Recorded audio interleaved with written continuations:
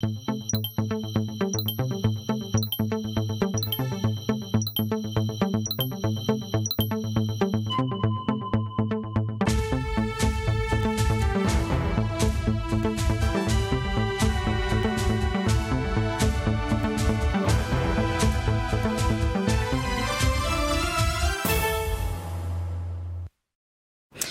la série d'audiences du président du Faso à New York, à l'occasion de la 77e Assemblée générale onusienne, la rencontre avec le représentant du secrétaire général de l'ONU pour le Sahel, avec Mahamat Saleh Nadif, il était question de la conduite de la transition au Burkina.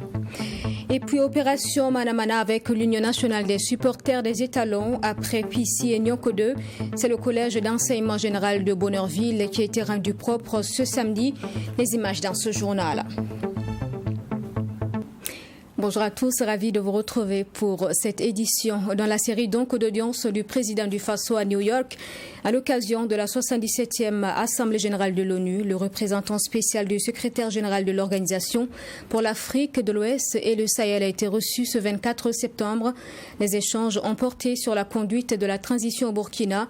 Le représentant Mahamat Saleh Nadif dit être satisfait en précisant sa disponibilité à accompagner le processus de transition. Nous en parlons avec Abdoulaye Migné. Le représentant spécial du secrétaire général des Nations Unies pour l'Afrique de l'Ouest et le Sahel félicite le président du Faso pour la conduite de la transition. Pour Mahamat Nadif, qui est reçu ici à New York par le chef de l'État, la transition burkinabé est sur de bons rails. L'engagement des autorités à respecter le délai de la transition convenu avec la CEDEAO et l'évolution de la situation sur le terrain réjouit le représentant spécial du secrétaire général des Nations Unies. Les choses se sont accélérées dans le sens positif au Burkina. Maintenant, nous avons une visibilité pour ce qui est de la transition. Un délai a été convenu avec la CEDEAO. Un médiateur est en train de faire son travail. Sur le terrain également, les choses commencent à s'améliorer. Et donc, nous sommes venus d'abord encourager le chef de l'État pour la façon dont il gère le pays, lui dire que les Nations Unies sont toujours à ses côtés et surtout planifier ce que nous devrons faire dans les jours à venir. Au-delà des encouragements, Mahamat Nadif a réaffirmé le soutien des Nations Unies au Burkina Faso dans la conduite de la transition.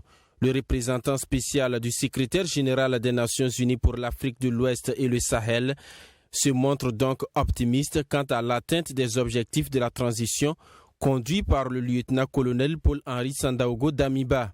Nous sommes optimistes que les choses vont aller dans le bon sens et nous sommes donc venus lui dire cette disponibilité-là et l'encourager à aller vers la même direction.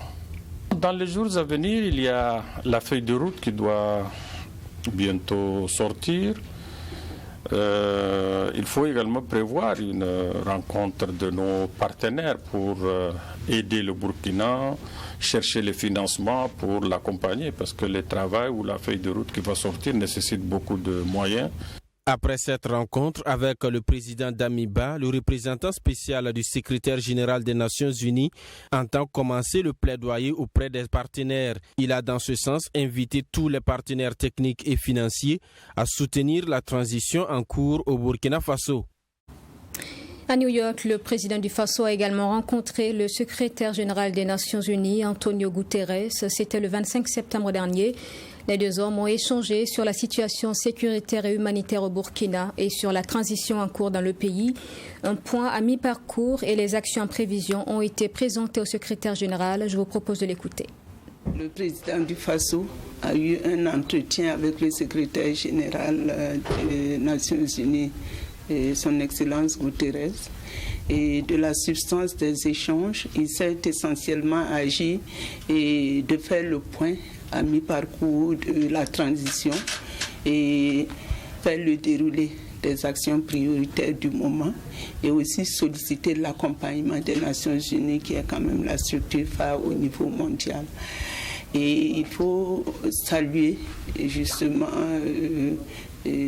l'acceptation par le secrétaire général justement du bien fondé de ce que la transition a comme priorité et aussi l'engagement qu'il a pris justement d'accompagner la transition et parce que lui personnellement il a des attaches assez fortes avec la population burkinabé et il a en souvenir justement le bon moment qu'il a passé au Burkina Faso pas 2 fois et il apprécie vraiment la population burkinabé et il a même relevé le fait que ce que nous traversons comme situation et le Burkinabé ne mérite pas cela. Et parce qu'il a même relevé le fait que les Burkinabés avaient accueilli vraiment avec chaleur les réfugiés maliens en son temps. Et comme il était représentant du Haut Commissariat pour les réfugiés, il en était vraiment ému. Donc il a aussi manifesté justement son souhait de nous accompagner afin que sur le plan sécuritaire, sur le plan humanitaire, même alimentaire, nous puissions vraiment faire face à cette situation. Et du coup, il a instruit ses services techniques en la matière, vraiment de mettre tout le dispositif en œuvre afin que le Burkina Faso puisse bénéficier vraiment de façon fondamentale du soutien des Nations Unies. Un point donc de la rencontre entre le président du Faso et le secrétaire général des Nations Unies fait par la ministre burkinabé des Affaires étrangères. Dans la suite de ce journal, 3e retrouvaille des anciens étudiants promotion 2000 à 2005 de l'UFR Sciences juridiques et politiques de l'Université de Ouagadougou. Au nombre de 300 et réunis à Koubri, ils ont lancé une collecte de divers dons sur un mois. Une démarche pour apporter leur contribution face aux défis de la situation actuelle au Burkina. Cette initiative est accompagnée par Tam Tam Group Presse. Reportage avec Abdoulaye Migné. Comme chaque année depuis maintenant 3 ans, la promotion des étudiants des sciences juridiques et politiques se rencontre ici dans la commune de Koubri pour les retrouvailles. Cette année, la rencontre censée être un cadre de divertissement est particulière. Les membres de ce groupe engagent des réflexions sur leur contribution à la résolution de la crise que connaît le pays. Une contribution volontaire est donc lancée. Vente aux enchères, collecte de dons en espèces et en nature sont des moyens pour les 300 membres de ce groupe d'apporter leur soutien aux personnes déplacées internes. Nous avons vu beaucoup d'actions à leur égard et nous avons décidé d'apporter aussi notre contribution, aussi modeste soit-elle, pour que ces frères du Burkina Faso, ces frères et sœurs du Burkina Faso puissent améliorer leurs conditions de vie qui sont très difficiles. Il y a la collecte de vivres, la collecte de vêtements, la collecte de médicaments, la collecte de fournitures scolaires, également la collecte de numéraires de sommes d'argent que nous avons lancé aujourd'hui le début de la collecte et ça va se poursuivre sur 1 mois. Et ce que nous aurons réussi à rassembler, nous allons prendre attache avec les autorités compétentes pour procéder donc à la remise de ces dons aux personnes déplacées internes. Sur place, cette idée est approuvée par tous les membres.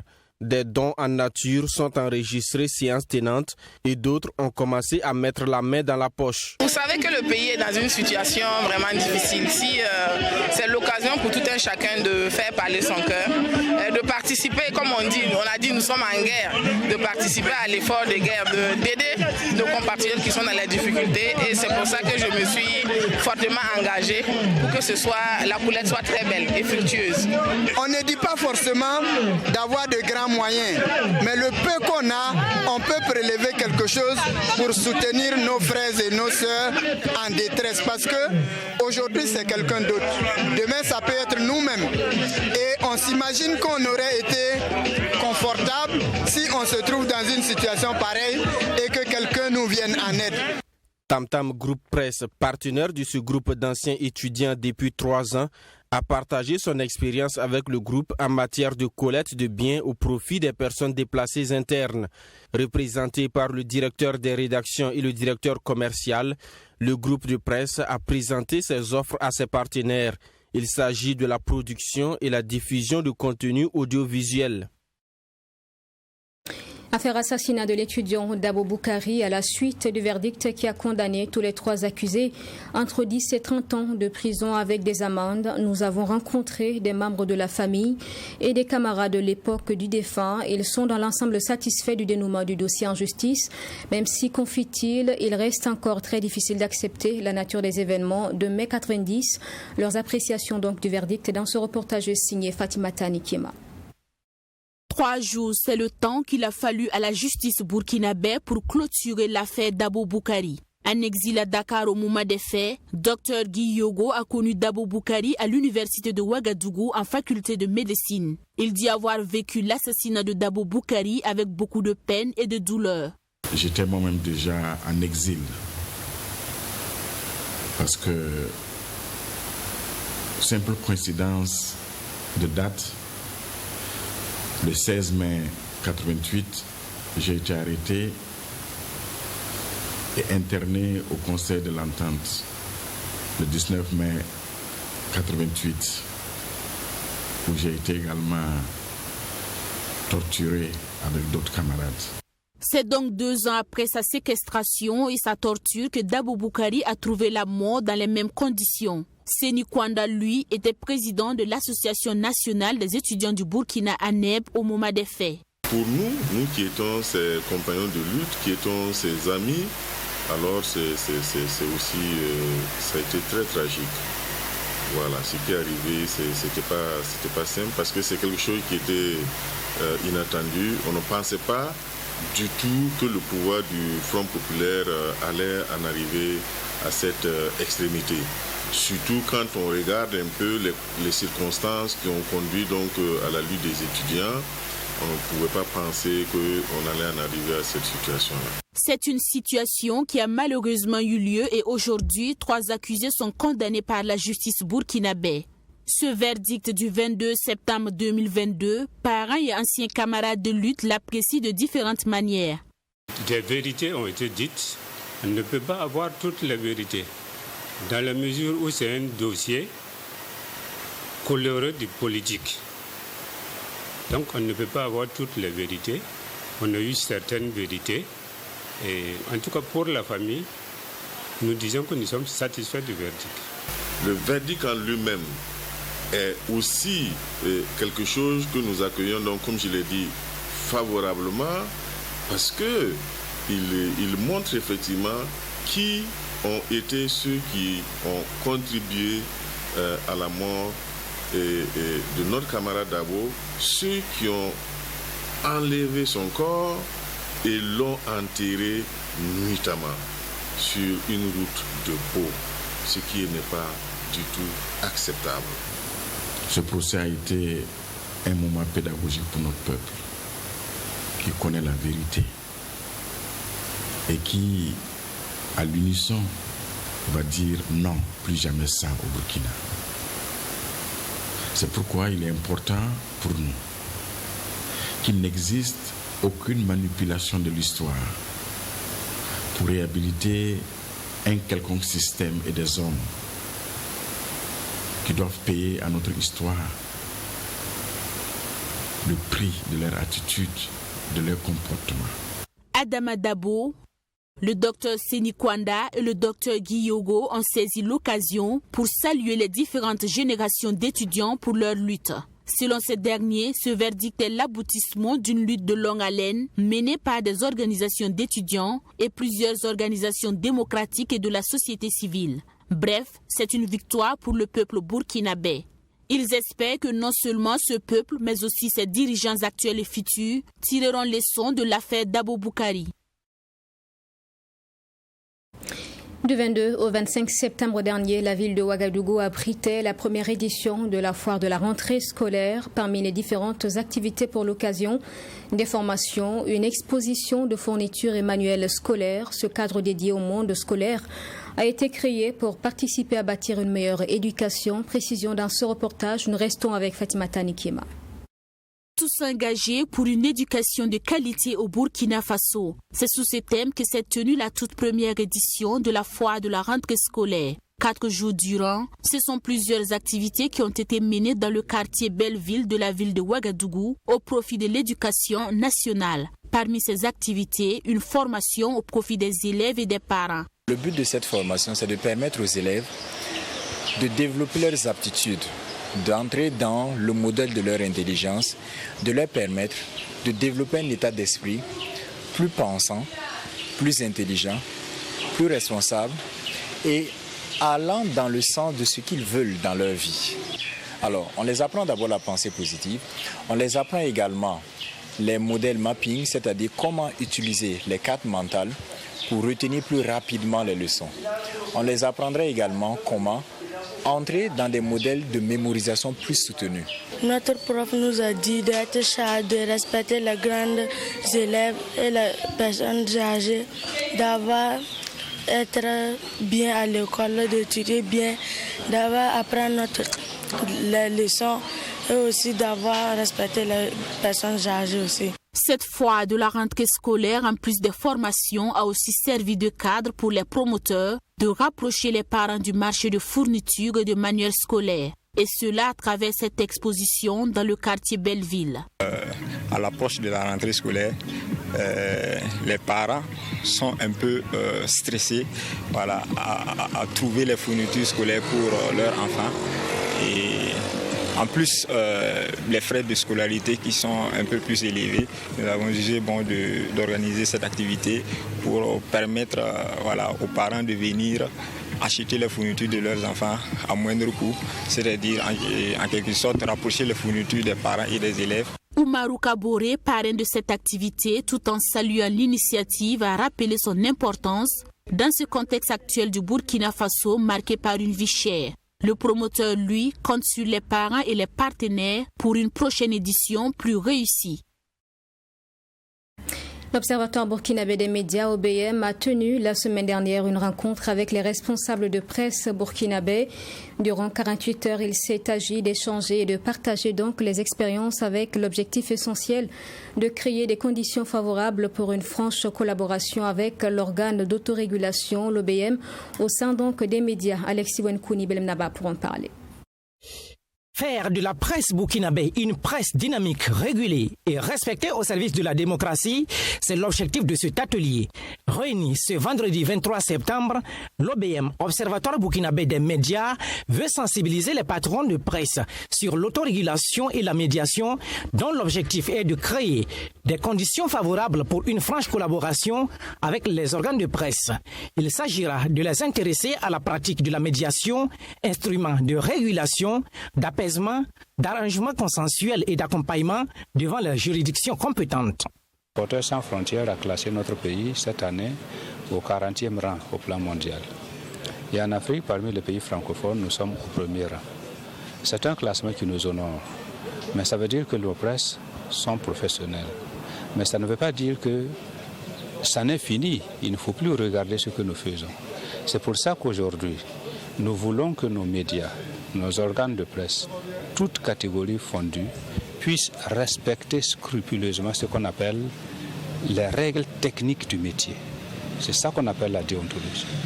Les règles morales de notre métier, c'est ça qu'on appelle l'éthique. Si nous parvenons à faire en sorte que dans nos médias, nos jeunes confrères qui arrivent en nombre important chaque année dans les rédactions, qui n'ont pas une bonne maîtrise des règles techniques et des règles morales, maîtrisent ces données-là, ça veut dire que nous allons continuer d'avoir une presse performante. Le Burkina Faso vit une crise sécuritaire depuis quelques années. Pour le ministère en charge de la communication, cet atelier vient à point nommé dans un contexte où le professionnalisme, le respect de l'éthique et de la déontologie doivent prévaloir dans le traitement des informations.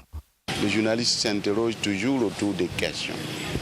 A des canevas, pour reprendre un terme qui est très à propos, des filtres par lesquels ils travaillent, ils passent, ils collectent, ils traitent et ils diffusent. Donc ces process-là peuvent aussi parfois donc simplement demander qu'il y ait, et c'est prévu dans ces process, qu'il y ait un regard d'abord personnel, un regard donc intérieur avec les pairs, mais aussi le regard donc du public que parfois on appelle feedback. Donc tout cela, c'est tout cela qui permet à la dynamique de se nourrir, de rester sur les objectifs, d'être cadré et donc de toujours avancer. L'Observatoire burkinabé des médias se dit conscient de la surabondance des informations, la vitesse accélérée dans leur traitement et la pression dans leur communication, ainsi que l'apparition des réseaux sociaux qui réduit la visibilité du journalisme. Notons qu'une quarantaine de médias prennent part à cet atelier qui dure 48 heures. Opération Manamana avec l'Union nationale des supporters des étalons, après donc Pissi et Nyoko 2. C'est le collège d'enseignement général de Bonheurville qui a été rendu propre ce samedi 24 septembre. Un nombre important, chefs traditionnels, anciens internationaux et supporters se sont mobilisés pour la circonstance. C'était en présence du ministre des Sports, de la Jeunesse et de l'Emploi. Les images avec Yassine Sawadgo. L'Union nationale des supporters des étalons n'est pas en reste de l'opération Manamana. Après Pissi, le mois passé, c'est Bonheurville qui accueille le 12e homme des étalons. Munis des haches, de dabas et des râteaux, avec en premier plan les chefs traditionnels, ils ont rendu convivial le cadre du collège d'enseignement général de Bonheurville. 6e journée du genre, cette activité a connu la présence du ministre en charge des sports. Aujourd'hui, nous sommes au Bonheurville avec les personnes ressources de la localité pour nettoyer, disons, une école. Donc c'est l'occasion pour nous d'inviter les cadres de l'enseignement à consacrer ne serait-ce que 10 minutes aux élèves pour nettoyer la cour de l'école avant de commencer les cours. Et je pense qu'ensemble c'est possible. Pour le président d'honneur de l'Union nationale des supporters des étalons, cette activité initiée par le gouvernement est à saluer.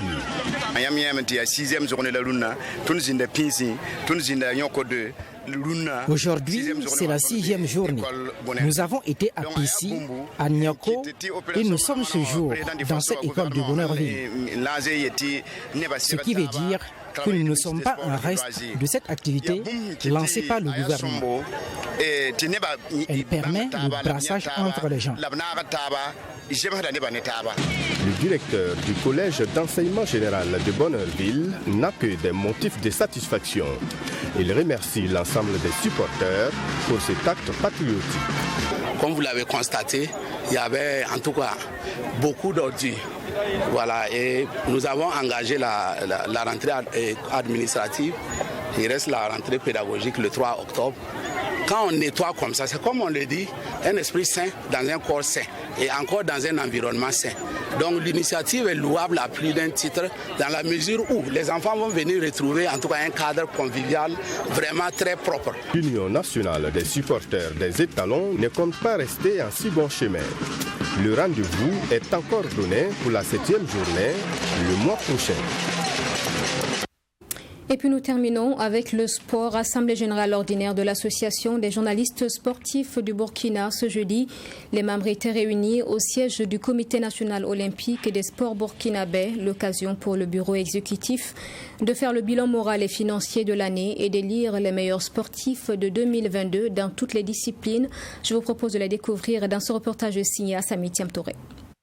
Comme chaque année, la JSB, l'Association des journalistes sportifs de Burkina, a marqué un arrêt pour faire le bilan des activités menées au cours de l'année, le bilan moral et financier. Un devoir de redevabilité que le président et les autres membres du bureau ont tâché de faire pour faire régner la transparence au sein de l'association. Après l'exposé, c'est par acclamation que l'assistance a accueilli le bilan. Une satisfaction donc selon le président. Ça s'est bien passé, souvent les débats sont houleux, mais vous savez que c'est le monde de la presse, les journalistes c'est toujours comme ça, et je voudrais vraiment saluer l'esprit qui a régné tout au long de cette assemblée générale, qui a été empreinte en tout cas de courtoisie, de confraternité. Je pense que le respect, et c'est ce qu'il faut pour pouvoir faire avancer une organisation comme la JSB.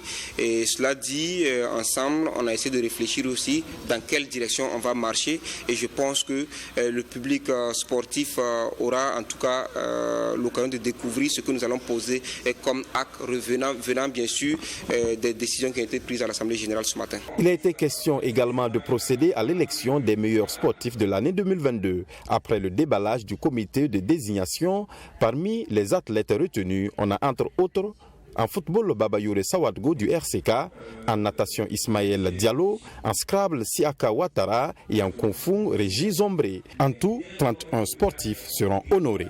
Des lauréats qui seront récompensés lors de la nuit des champions le 22 octobre prochain. La nuit des champions, c'est l'avant-dernier vendredi du mois d'octobre. On la tient et une semaine après, on va sur le Tour du Faso. Malheureusement, cette année, le 21, la salle que nous avons identifiée, la salle donc, des banquets de Ouaga 2000 n'est pas disponible. Donc nous étions obligés de décaler d'une journée pour la tenir le 22 octobre, un samedi. Mais je pense qu'on va véritablement travailler avec tous nos membres parce que quand il s'agit de la JSB, c'est pas seulement le bureau exécutif qui travaille, mais les membres également travaillent à travers tout ce que vous faites comme reportage et tout, mais aussi en mettant la main à la pâte dans l'organisation. Nous allons faire respecter notre association par la qualité donc, de cette nuit que nous allons offrir au public sportif burkinabé. 4 personnalités ont été choisies pour être honorées également ce jour. Il y a l'association des douaniers, Pascal Sawadgo, l'entraîneur des étalons dames, Annick Pikbogoum de Spécial Olympique et Bourema Kwanda, président du club sous tournoi de pétanque. Et voilà pour ce 13h. Merci d'avoir été des nôtres. Je vous souhaite une excellente suite. Je vous retrouve demain à 7h30.